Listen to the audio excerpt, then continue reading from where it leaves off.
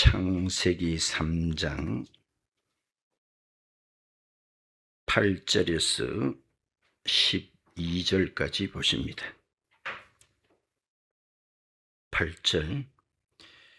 그들이 그날 바람이 불 때 동산에 거니시는 여호와 하나님의 소리를 듣고 아담과 그의 아내가 여호와 하나님의 낯을 피하여 동산 나무 사이에 숨은지라. 여호와 하나님이 아담을 부르시며 그에게 이르시되 네가 어디 있느냐?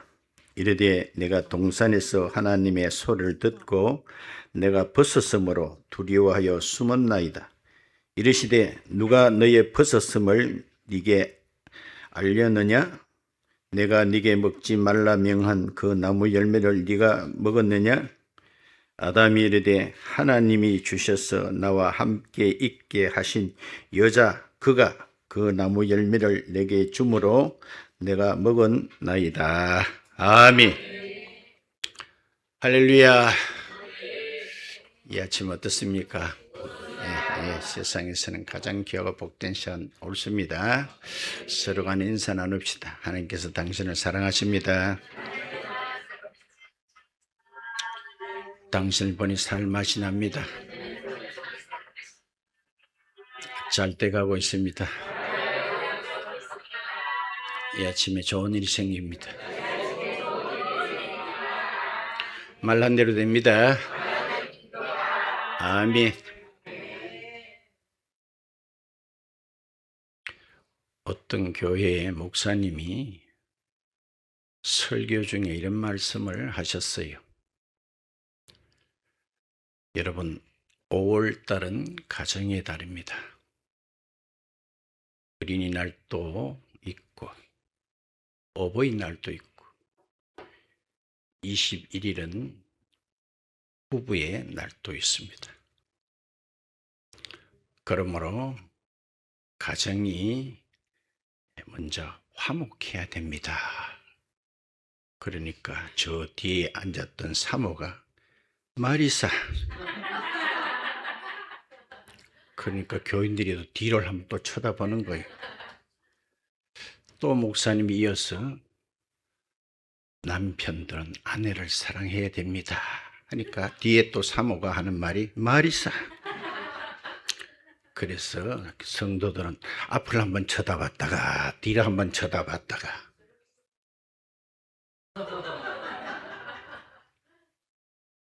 왜 이런 일이 목사 가정에도 있게 됩니까? 미국 여성 우주인 가운데 패기 히슨이라는 우주인이 있습니다. 이 사람은 우주 공간에 가장 오랫동안 있었던 사람으로 기록되어 있는데 자그만치 675일 동안에 우주 공간의 최장기 체류자입니다. 이분이 이런 말을 했어요. 이 우주 가운데 유일한 안식처는 지구다. 거기 있는 동안에 공기며 흙냄새며 풀냄새며 등등 그렇게 그리울 수가 없더라는 거예요. 그렇다면은 지구에 있어서 진정한 안식처는 어디일까요?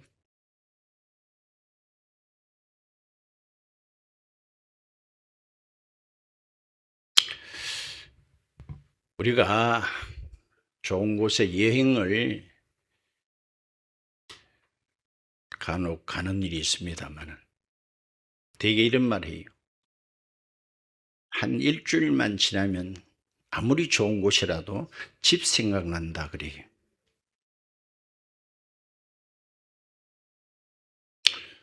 그래서 이런 노래도 있잖아요. 즐거운 곳에서는 날 오라 해도 내 쉴 곳은 작은 집, 내 집뿐일세. 즐거운 곳에서는 날 오라 하여도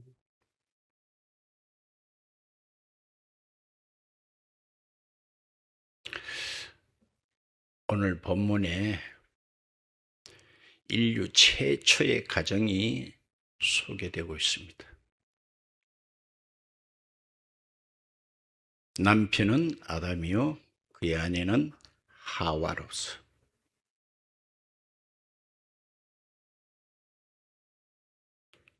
그 당시는 먹을 것도 집도 옷도 걱정할 게 하나도 없습니다. 어떤 고민도 일도 없습니다. 그야말로 낙원 파라다이스 그 자체 옳습니다. 그런데 오늘날부터 하나님도 싫습니다. 싫은 정도가 아니라 하나님이 무섭습니다. 불과 얼마 전만 해도 하나님께서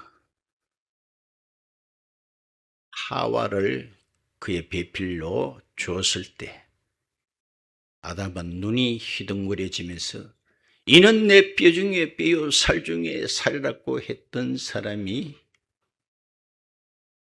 오늘은 평생 원수가 되고 맙니다. 어떤 방송국에서 그런 일이 있었다 그죠? 영감님은 단어를 보고 할마시한테 설명을 하면은 할마시가 그 단어를 알아맞추는 거지요. 벌써 웃었습니다. 단어는 천생연분입니다. 그래서 영감님이 그걸 보고는 할마시한테 말합니다. 당신과 나 사이, 그러니까 생각할 겨를도 없이 왼수? 내자 평생 왼수? 그래가지고 그 당시 방송국이 난리가 난 적이 있다. 웃음 받아가지고. 12절 볼까요? 아담이 이르되 하나님이 주셔서 나와 함께 있게 하신 여자 그가 그 나무 열매를 내게 주므로 내가 먹었나이다. 하나님, 내가 언제 여자 돌라갑니까? 괜히 나인데 주셔가지고 그 옆에 내 때문에 내가 이 지경이 됐습니다. 봐요, 이 원수가 이거 뭐겠어요? 이렇게 된 원인이 어디 있나요?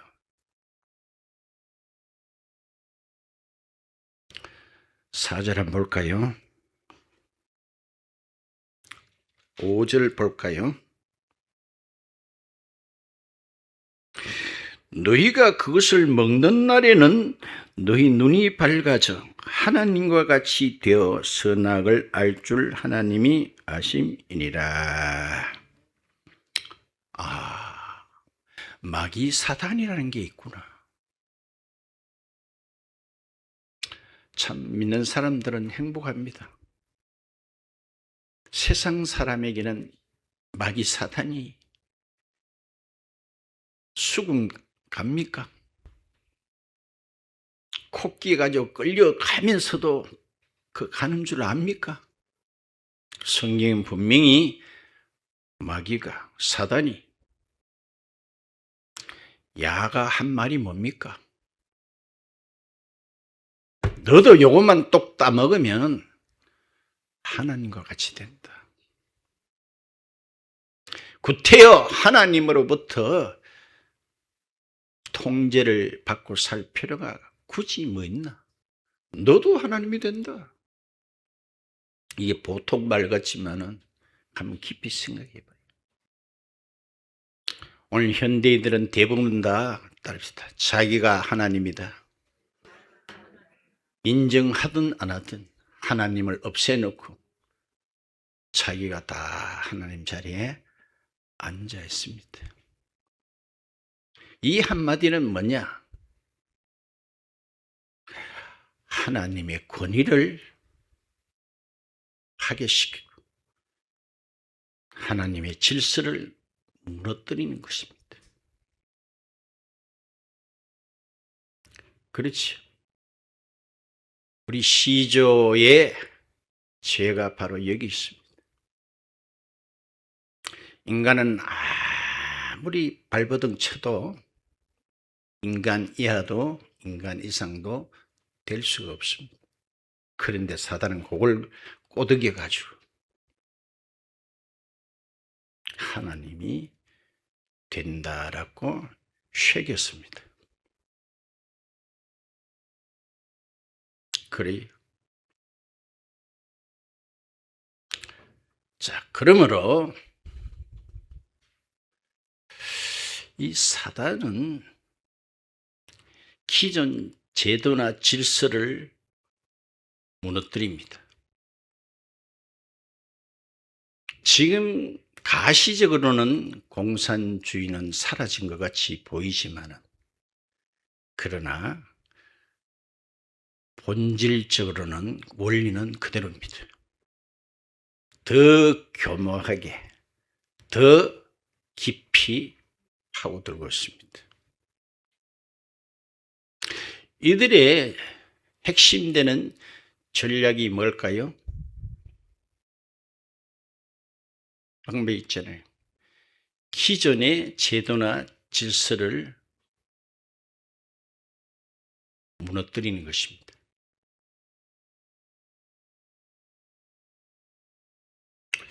중국의 모택동이가 공산주의를 일으키면서 문화 대혁명을 일으켰지요. 이때의 기록을 보게 되면 문화도 교육도 종교도 사상도 다 파괴시켜버립니다.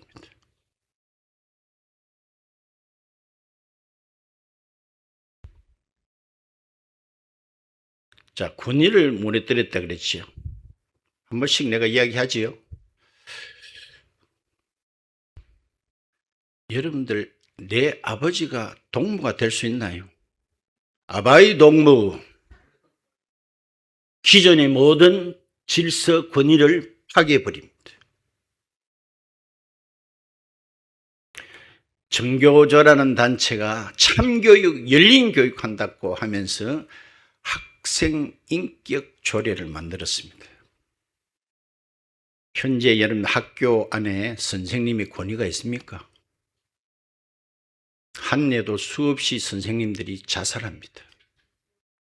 옛날에는 선생님 그러면은 다 존경하고 선생님 되면 좋겠다 하는 꿈도 꿔봤지만 지금 거의 다 안 하려고 그래요. 권위가 있습니까?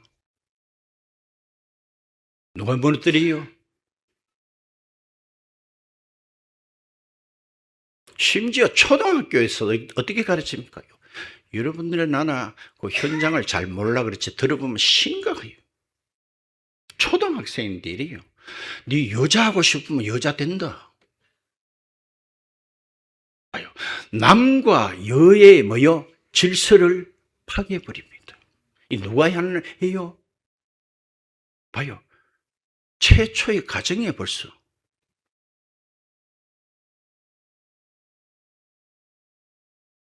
그래서 동성애를 조장하는 거예요.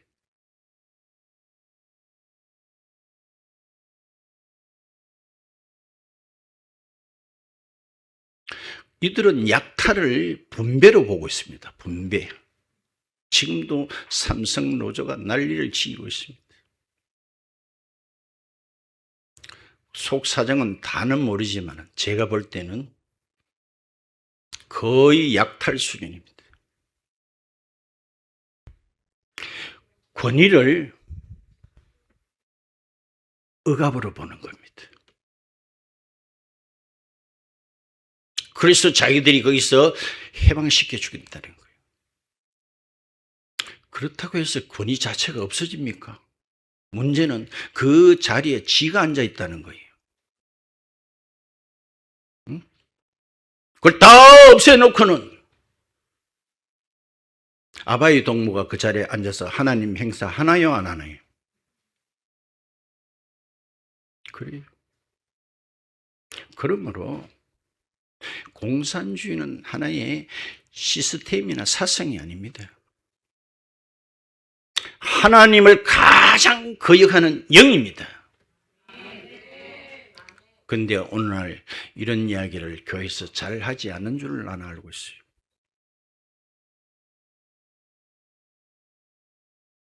그래서 이들은 잘 알고 있어요. 모든 기본은 따릅시다. 단위가 가정이다. 맞지요? 가정이 확산되면 사회가 되고, 사회가 크면 국가가 되고, 국가가 크면 세계가 되잖아요. 그러면 가정부터 잡아뜨리면 세계는 무너지게끔 돼 있다는 거예요. 야들이 이걸 모를까요? 그런데 공산주의는 내 눈에 지금 현재 안 보인다고 해서 우리는 아주 가볍게 생각합니다만 그 본질적인 원리는 더 교묘합니다. 더 깊숙이 침투합니다.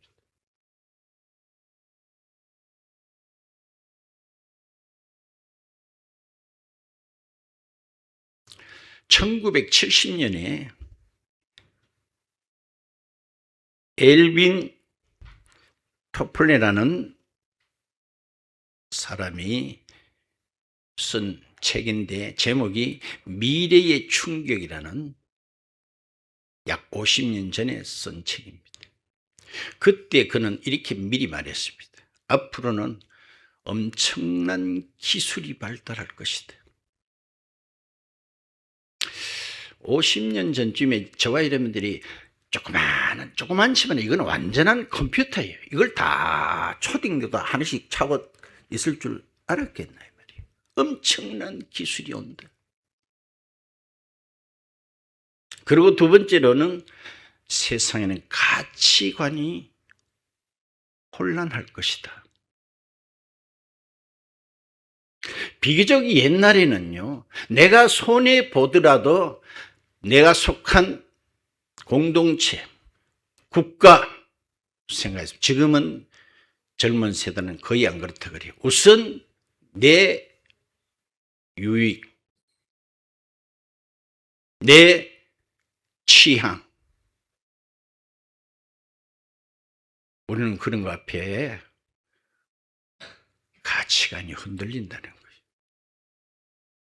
그 다음 세 번째로는 가정들이 파괴될 것이다.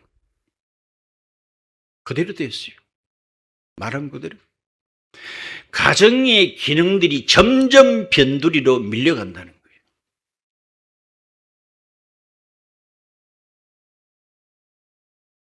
옛날에 그랬지요. 말 안 들으면 저 자식 쫓아내라. 딱딱. 요즘은 쫓아낼수록 좋다. 나가면 먹을 거 다 해결돼요. 옷 이것도 세탁소 주면 다 깨끗하게 해줘요. 밥 골라 먹을 수 있지요. 거처는 어디 말할 것도 없죠. 그러므로 이제 가정에서 받아야 될 교육이라든가 정서라든가 이런 것들이 점점 변두리로 밀려감으로써 오늘 현대는 가정들마다 그렇게 황폐할 수가 없다는 거예요. 말을 안 해서 그렇지 황폐하기 그지없다는 거예요.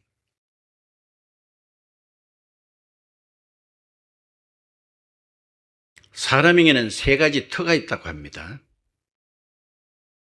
첫째는 일터라고 합니다. 직장이 되겠지요. 그 다음에는 배움터가 있어요. 학교겠지요. 마지막은 따릅니다. 쉼터다. 그 쉼터는 당연히 가정으로서입니다.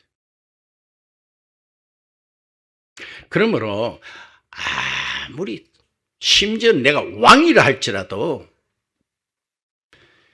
가정이 불행한 사람은 따릅니다. 그는 불행한 사람입니다. 내가 신분이 어떠할지라도 그 사람이 속한 가정에 불행하다면 그 사람은 불행한 사람이에요. 그렇지 않나요? 쉬어야 될 곳에 쉬지를 못합니다. 안정을 취해야 될 곳에 안정을 갖지 못합니다. 제가 그 통계를 벌써 옛날에 봤습니다. 젊은 아이들이 범죄자들을 이렇게 다 조사를 해보니까 거의 가정들이 다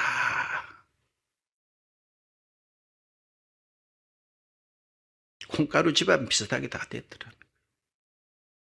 거의 다가, 거의 대아리예요.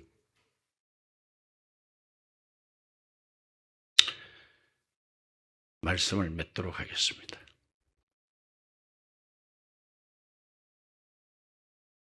잘 아시는 시편 127편 1절을 보실까요? 시편 127편 1절입니다.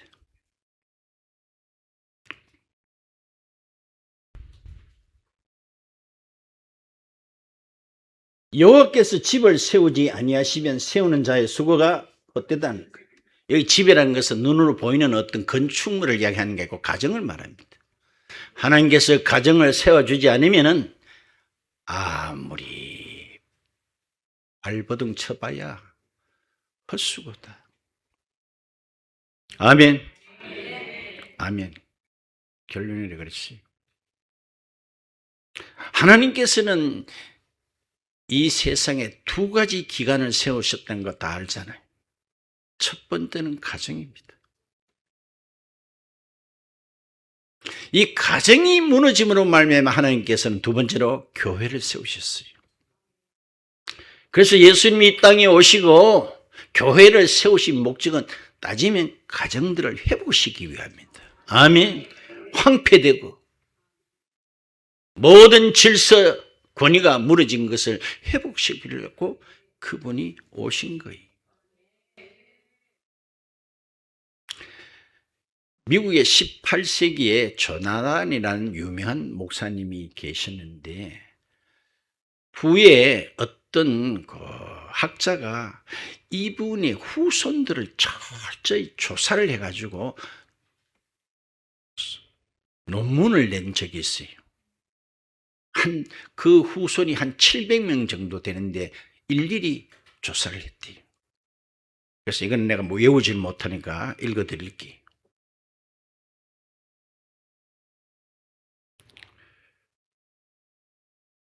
(700명) 가운데 대학 총장만 13분이 나왔다는 거예요. 교수가 250명이고 목사가 125명이고 의사 판검사가 130명이고 군에 영광급 말고 별만 75명. 그 시대에 막 나가던 사람도 있는데 그 사람도 조사를 했는데 설명 안 해도 되겠지요. 참 알코올 중독이고 감옥골 시집 드다들지 들고 살인자요, 깡패요, 강도요. 봐요. 한 분 거룩한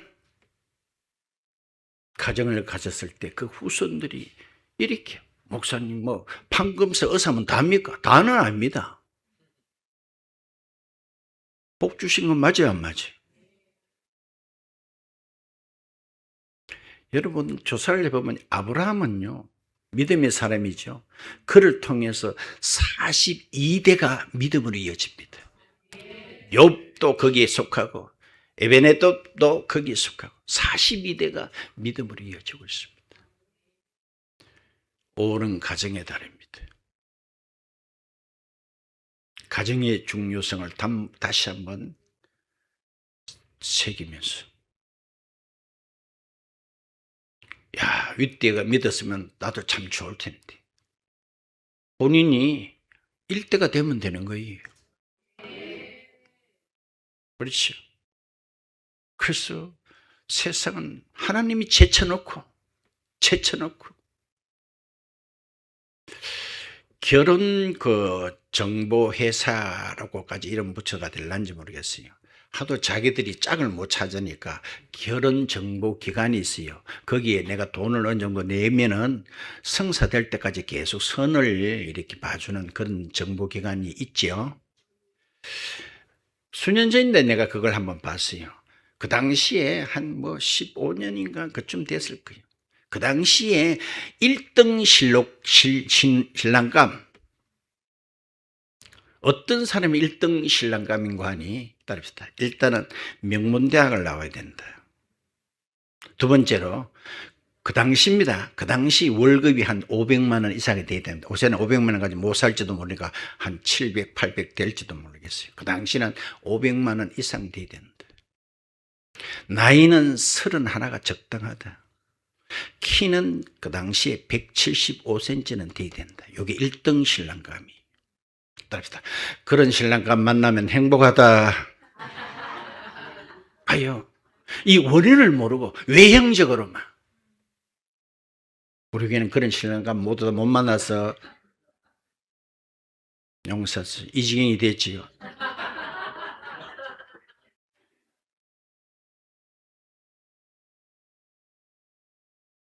그렇지. 그래. 이 원인이 여기 있었구나. 여기 있었구나. 그죠? 그렇게 사랑스럽던 아내였지만은 죄가 들어오고 나니까 평생 왼수가 되어버려요. 무섭지요. 네? 그래서 흔히들 말합니다. 제일 나에게 상처를 많이 주는 사람은 외부보다 가정에, 특히 아버지가 제일 많이 상처를 준다. 그 이야기를 보편적으로 하잖아요.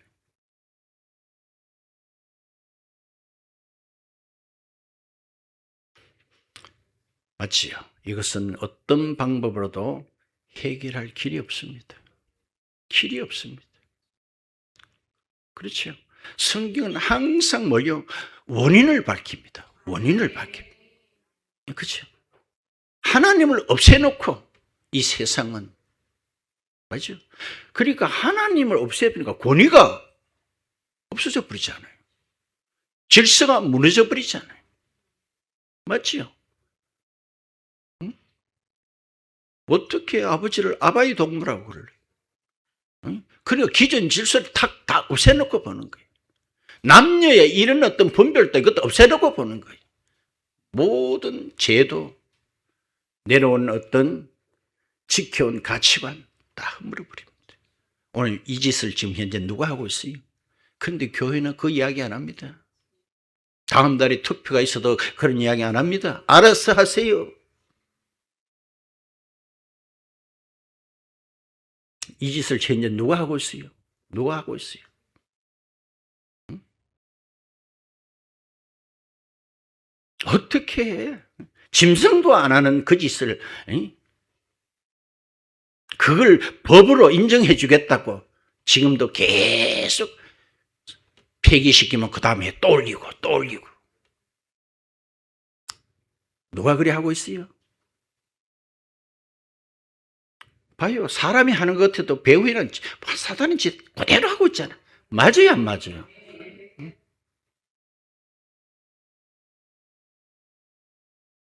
오직 그분만이 우리 가정의 호조가 되어 주시고 호조가 되었을 때 회복됩니다. 그래서 이런 슬로건이 있잖아요. 가정 같은 교회, 교회 같은 가정. 이게 가장 이성적인 가정이요 교회입니다. 맞죠? 가정 같은 교회. 그죠? 가정 같은 교회. 그렇죠?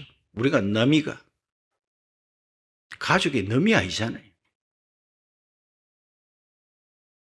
어떤 사람이 경찰서에 사람 찾는다고 인상착의를 묻습니다. 나이는요? 내년에 80이 됩니다.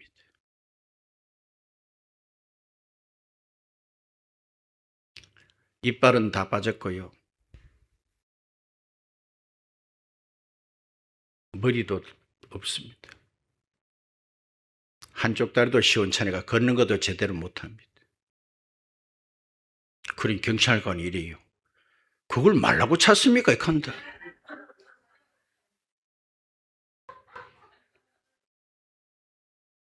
웃음이 나오는데 그걸 말라고 찾는 거예요.